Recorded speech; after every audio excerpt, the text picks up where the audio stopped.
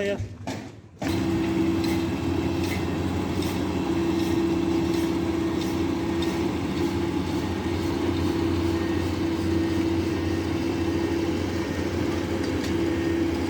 Melakukan penanganan kerjaan tanggul sungai. Tanggul sungai ini kita bagi dua. Pertama yaitu pembangunan talut dengan parapet dan fondasi minipal. Jadi itu kerjaan struktur kerasnya.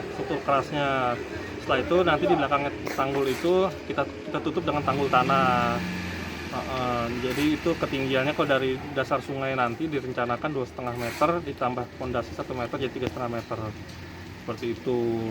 Cuma kita juga harus melakukan normalisasi sungai juga, artinya bukan normalisasi apa, kita membuat sungai itu kembali seperti semula lah, karena kalau kata orang-orang sini sungai itu dulu dalam, cuma karena udah tertutup sedimen jadi dangkal seperti itu gitu.